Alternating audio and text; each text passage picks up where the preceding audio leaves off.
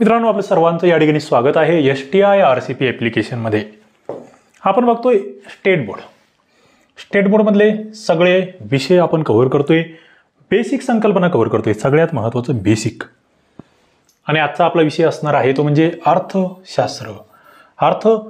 व्यवस्था नावाचा तुम्हाला प्रत्येक परीक्षेमध्ये सब्जेक्ट आहे. तुम्ही राज्यसेवा देत असाल, MPSCची एक्झाम, तुम्ही कंबाईनची एक्झाम देत असाल, कंबाईन ग्रुप B, C, तुम्ही सरळ सेवेची एक्झाम देत असाल, सगळ्या ठिकाणी तुम्हाला अर्थव्यवस्था, भारतीय अर्थव्यवस्था GKच्या अंतर्गत असेल. कंबाईन ग्रुप B, ग्रुप Cला पूर्व परीक्षेला आहे, मुख्य परीक्षेला आहे. आणि त्या ठिकाणी तुम्हाला सार्वजनिक वित्त सारखा टॉपिक आहे ज्याच्यावर की प्रत्येक परीक्षेला प्रश्न येतोय, सार्वजनिक वित्त. ओके. आणि मग बाजार हा सुद्धा थोडासा त्याच्याशी निगडीतच भाग आहे. अर्थसंकल्प समजून घ्यायचा आहे.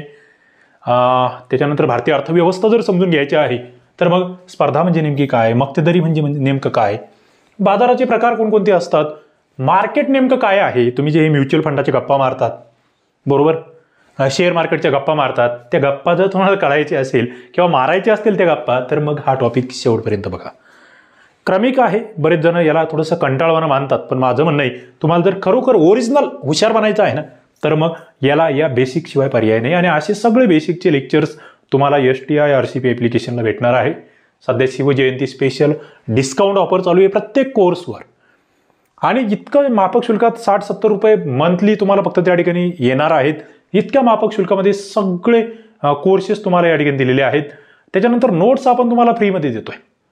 सर्व नोट्स मोफत देतोय. फक्त तुम्हाला ॲप्लिकेशन डाउनलोड करायचं आहे, तिथलचे काही लेक्चर्स बघायचे, ते आवडले, तुम्हाला आपले यूट्यूबचे लेक्चर्स आवडत असतील तर प्ले स्टोअरला जाऊन STI RCP सर्च करायचं आहे, रिव्ह्यू द्यायचा आहे 5 स्टार. व्हॉट्सअप नंबर या ठिकाणी दिला, या व्हॉट्सअपला पाठवून द्यायचे. सगळ्या नोट्स तुम्हाला फ्रीमध्ये भेटणार आहेत. सगळ्या नोट्स फ्रीमध्ये भेटणार आहेत. सध्या शिवजयंती ऑफरमध्ये आपण हे फ्रीमध्ये देतोय. आणि हे विविध जे कोर्सेस आहे, राज्यसेवा, PSI SO, combine group C, तलाठी, पोलीस, सरळ सेवा भरती, ग्रामसेवक भरती, हे सगळे कोर्सेस अत्यंत माफक शुल्कात, म्हणजे सर्वात कमी शुल्कामध्ये या ठिकाणी तुम्हाला भेटणार आहेत. चला आपण सुरुवात करतो आहोत आजच्या या सेशनला, बाजाराच्या प्रकाराला. बघा, आपल्या समोर संपूर्ण प्रकरण आहे बाजाराचे प्रकार. फॉर्म्स ऑफ मार्केट म्हटलेलं आहे. आपल्याला बघायचं काय, आपल्याला फक्त परीक्षेभिमुख बघायचं. मी फक्त चर्चा करणारी हे एक सहज तुमच्या समोर बाबा स्क्रीन आहे म्हणून आहे, पण आपल्याला बेसिक मुद्दे बघायचे, संकल्पनायुक्त मुद्दे बघायचे, जे की तुम्हाला कंबाईन पूर्व परीक्षा, मुख्य परीक्षा, राज्यसेवा पूर्व मुख्य किंवा इतर परीक्षांना जे विचारलं जातं. बाजार म्हणजे काय, सोपा मुद्दा पहिला आपण इथे समजून घेऊ. बाजार म्हणजे एखादं ठिकाण किंवा स्थळ. तुमच्या गावाकडे बाजार भरतो कशाचं तरी, भाजीपाल्याचा बाजार असेल, बैलांचा बाजार असेल. इथे वस्तू आणि सेवांची खरेदी विक्री आहे. बाजारामध्ये काय आहे, वस्तू आणि सेवांची खरेदी विक्री. पण अर्थशास्त्रामध्ये वेगळं आहे. इथे एक विशिष्ट ठिकाण नाही, अशी व्यवस्था की जिथे विक्रेते आणि ग्राहक प्रत्यक्ष किंवा अप्रत्यक्ष एकमेकांच्या संपर्कात येतात आणि वस्तू आणि सेवांची देवाणघेवाण करतात. अर्थशास्त्रातला बाजार मला माहिती असला पाहिजे. तो गावाकडचा बाजार वेगळा. इथे काय माहिती का, अर्थशास्त्रातल्या बाजारामध्ये 2 गोष्टी आहे. एक म्हणजे विक्रेते आणि दुसरे म्हणजे ग्राहक आहे. आणि असे समोरासमोर आले पाहिजे असं आहे का, ते असेल तर बेस्टच. समोरासमोर आले प्रत्यक्ष बेस्टच. पण अप्रत्यक्षरित्या सुद्धा एकमेकांची देवाणघेवाण जर होत असेल ना त्यांची, म्हणजे कसं, एखादी कंपनी आहे तिच्यामार्फत तुम्ही विकतायत, Amazon मार्फत तुम्ही घेतायत काहीतरी, एखादी TV घेतायत, तो सुद्धा बाजारच आहे. तो सुद्धा बाजाराचे, ते सुद्धा मार्केटच आहे, हे लक्षात घ्या. ही व्याख्या मला वाटतं एवढी तुम्हाला आधी लक्षात घ्या. बाजाराची व्याख्या आता वेगवेगळ्या तज्ज्ञांनी केलेली आहे. ऑगस्टिन कुर्नो म्हणतात की अर्थशास्त्राच्या मतानुसार ज्या ठिकाणी वस्तूंची खरेदी विक्री केली जाते असं एखादी जागा म्हणजे बाजार नाही, अर्थशास्त्राच्या मतानुसार. हे आमच्यासाठी महत्त्वाचं आहे. हे ठिकाण किंवा जागा नव्हे, संपूर्ण भूप्रदेश की ज्यामध्ये खरेदीदार आणि विक्रेते यांचा परस्परांशी इतका जवळचा संबंध असतो की ज्यामुळे एकाच वस्तूची किंमत सर्वत्र सहज आणि लवकर समान होण्याची प्रवृत्ती असते. एवढा संपर्क आहे, एवढा संबंध एकमेकांशी की किमती आहे ना, तुम्ही म्हणतात ना की इथे आज कशाची किंमत काय आहे, उद्या कशाची किंमत काय आहे, सोन्याची किंमत आहे समजा, हे इतकं फास्टमध्ये सगळीकडे कळतात किमती. आता कापूस विकणं चालू आहे गावाकडे. एखादा म्हणतो अरे 10,200 झाला, दुसरा म्हणतो 9,500 झाला. हे कळतं कसं आहे, तो सहज संपर्क आहे.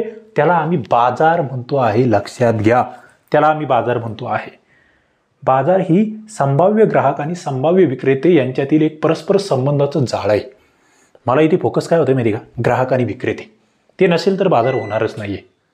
बाजार केव्हा निर्माण होऊ शकतो बघा, 3 गोष्टी असल्या पाहिजे. बाजाराच्या कन्सेप्टमध्ये 3 गोष्टी येतात आणि मला वाटतं त्या तुम्हाला परफेक्टली माहीत असल्या पाहिजे. तुम्हाला जर शेअर मार्केट समजून घ्यायचं आहे, म्युच्युअल फंड समजून घ्यायचं आहे, भारतीय अर्थव्यवस्था समजून घ्यायची आहे ना, तर हे माहीत असलं पाहिजे.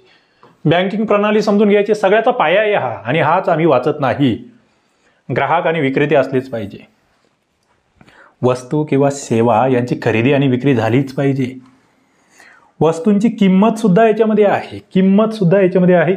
बाजार आता बाजाराबद्दल काही कन्सेप्ट आणखी, म्हणजे बाजाराचे वर्गीकरण. बाजार ग्राहक विक्रेते यांच्यातला जवळचा संबंध असला पाहिजे बाजारामध्ये, ते आहे.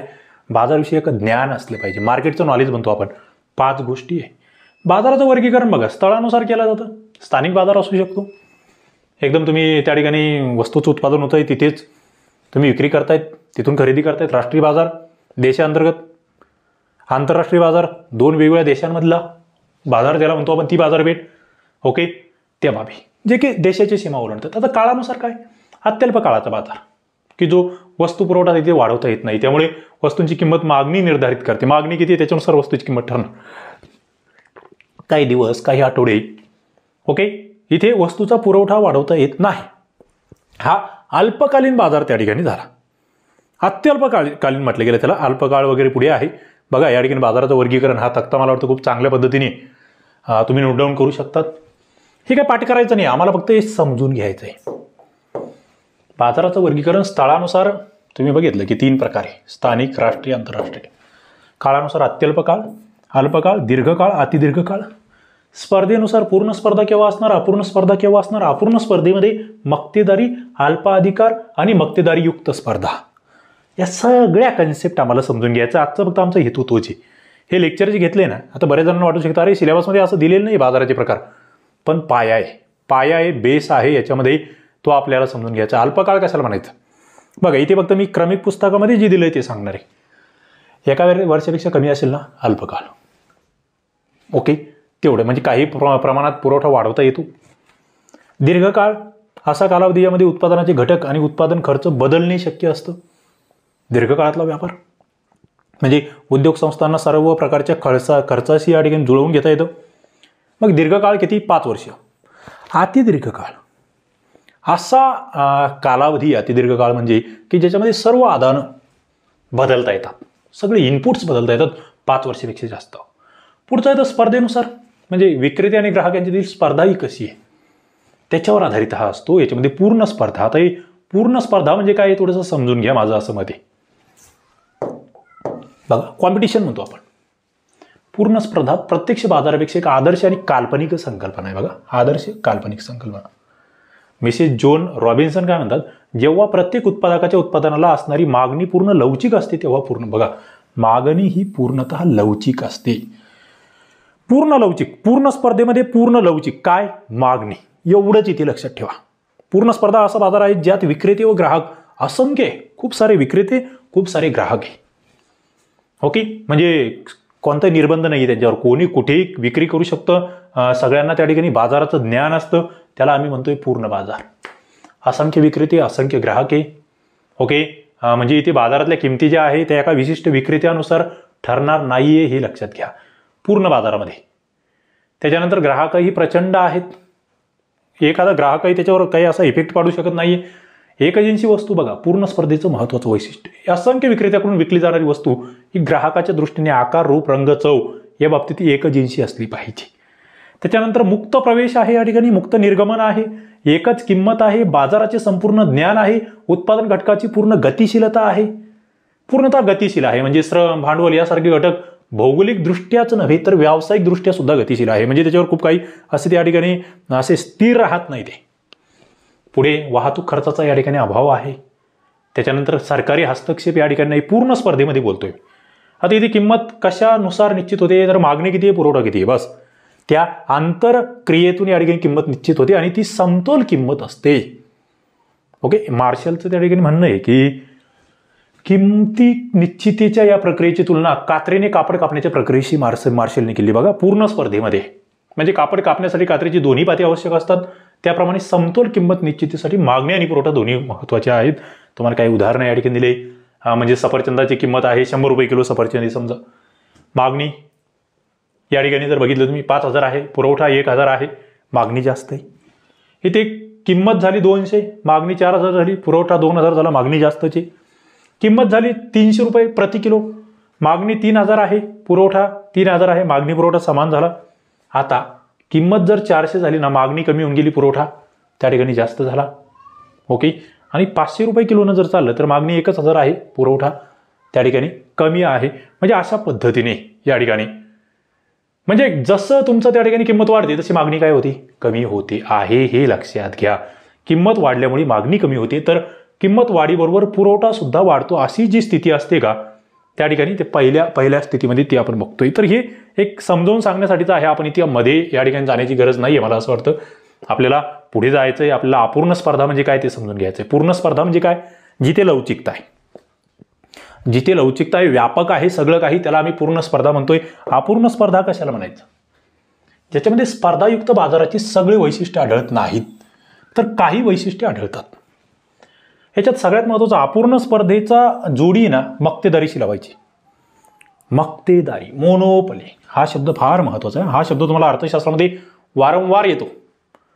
ओके. आता मोनोपली म्हणजे काय, मोनो म्हणजे एक आणि पॉली म्हणजे विक्रेता.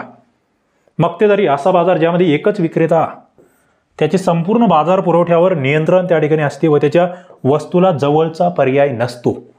एखादं मार्केटमध्ये एखादं प्रोडक्ट लॉन्च केलंय ना, त्याला जवळचं कॉम्पिटिटरच नाही कोणी, मग तो आपल्या वस्तूची किंमत वाढवत जातो. ओके. समजा तुम्हाला बुलेट ही गाडी माहिती आहे, बरोबर, बुलेट ही मोटरसायकल माहिती आहे, हिला तिच्या जोडीची गाडी भेटते का नाही, त्याने 5-10 हजार रुपये वाढवली तरी किंमत अजून त्याच्यामध्ये मोनोपोली झालेली आहे, ती घ्यायची, ज्याला घेणार आहे तो घेणारच आहे. लक्षात घ्या, अपूर्ण स्पर्धा आहे मक्तेदारीमुळे. म्हणजे एखादी उद्योग संस्था त्या पुरवठ्यावर संपूर्ण नियंत्रण ठेवते आहे, बाजारामध्ये तिला जवळचा पर्याय नसतोय, तेव्हा मक्तेदारी तयार होते, जो की एक अपूर्ण स्पर्धेचा भाग आहे. ओके. इथे एकच विक्रेता असतो, इथे पर्यायी वस्तू नसतात, त्यांचा अभाव असतो, प्रवेशावर निर्बंध असतात. म्हणजे ते वेगवेगळे असू शकतात, कदाचित कायदेशीर निर्बंध असू शकतात, काही ठिकाणी सरकारची मक्तेदारी असू शकते, काही ठिकाणी नैसर्गिक, काही ठिकाणी तांत्रिक निर्बंध असू शकतात. पुरवठ्यावर पूर्ण नियंत्रण या ठिकाणी असते मक्तेदाराचे. किंमत करता जो आहे मक्तेदारच ठरवणार किती किंमत ठरवायची ती. ओके. त्याच्यामुळे नंतर मूल्यभेद असतो, मक्तेदार हा त्या ठिकाणी ते ठरवतो आहे, त्याची वेगळी किंमत असू शकते. उद्योग संस्था हाच उद्योग त्या ठिकाणी असतो, कारण तो एकच उत्पादक आहे, एकच विक्रेता आहे. आता मक्तेदारी कशी असू शकते बघा, मक्तेदारी हा शब्द आपल्याला समजून घ्यायचा आहे. एकतर खाजगी असू शकते, खाजगी संस्था, व्यक्ती त्या ठिकाणी मक्तेदारी, जसं टाटा समूह आहे. आणि सरळ मक्तेदारीमध्ये एकच ध्येय आहे की नफा कमवायचा, प्रॉफिट एके प्रॉफिट. दुसरं सार्वजनिक मक्तेदारी असू शकते. सार्वजनिक म्हणजे सरकारी.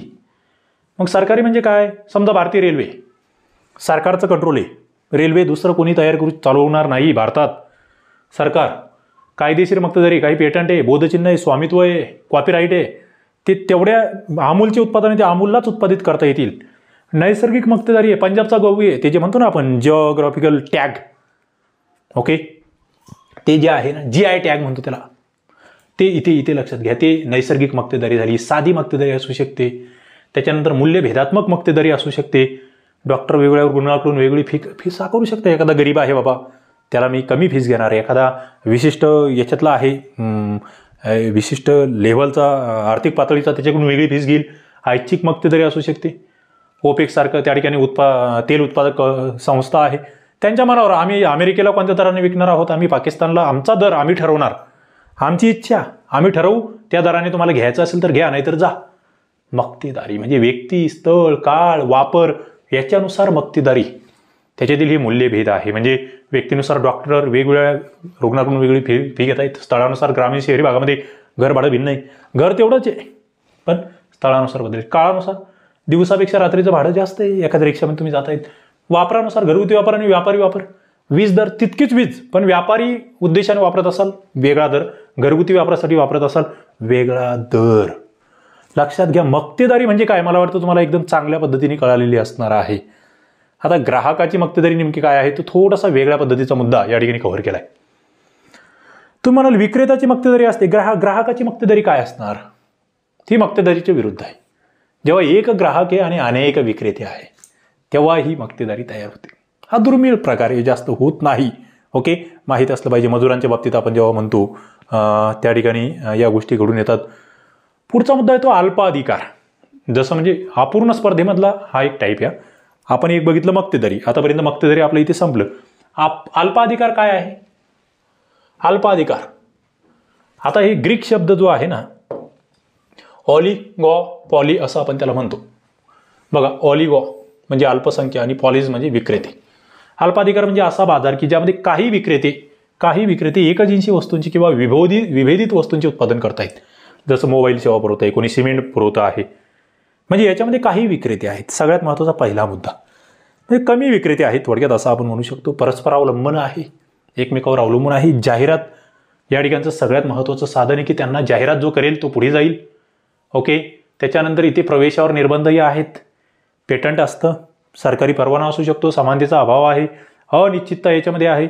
आणि तिसरा मुद्दा याच्यात असतो तो म्हणजे मक्तेदारीयुक्त स्पर्धा असू शकते. म्हणजे मक्तेदारी तर आहे, काही विशिष्ट ब्रँडकडे त्याची पेटंट आहेत, त्यांच्यामध्ये सुद्धा कॉम्पिटिशन असणार. काही निरमा पावडर आपण जे म्हणतो, वॉशिंग पावडर वगैरे त्याच्यात म्हणा, किंवा इतर कोणत्याही बाबतीत हे दाखवले तुम्हाला. स्वच्छतेसाठीची उपकरणं, मग याच्यामध्ये टाईड आहे, इतर काय काय असेल ते, रिम आहे किंवा व्हील आहे.